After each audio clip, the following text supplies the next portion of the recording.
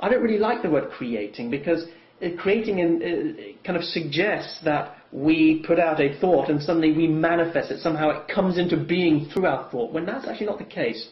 All that we created was already there in the first place.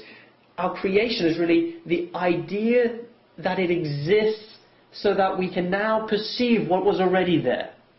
In other words, we manifest the idea, we manifest the longing, we manifest the inspiration, and then we open ourselves to seeing, and then life rearranges all that is into showing us our vision, our image in our mind.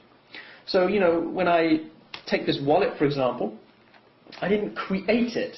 You know, some guy in Thailand, I think, created this, but even he didn't create it, because the leather that it comes from was part of a cow, and even that cow didn't create its own leather.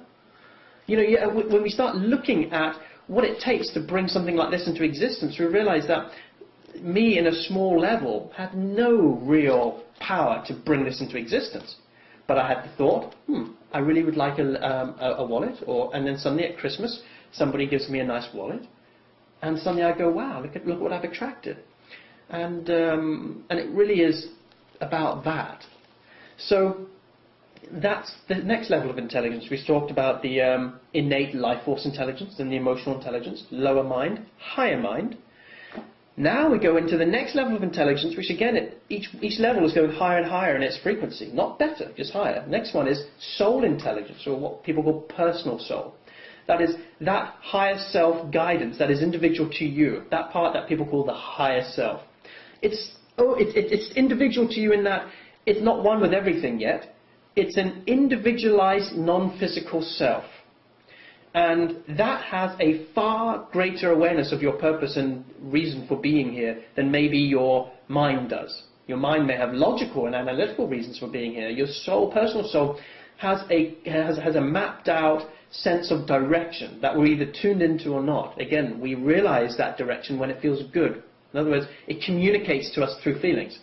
And that, by the way, is the confusing thing, Dennis, isn't it? Because our soul will communicate to us with feelings, but so will our saboteur. In other words, both parts of us, the part that sabotages and the part that in fact is giving us guidance, will both communicate through feelings. And the art is learning how to discern between when you're being guided down the wrong path based on feelings that aren't really true and those that in fact are. Because not all feelings are representative of your truth. And that's why we need each other. That's why Heart Circles is important. Because then we can get reality checks. We can have bullshit detectors in our space to help us stay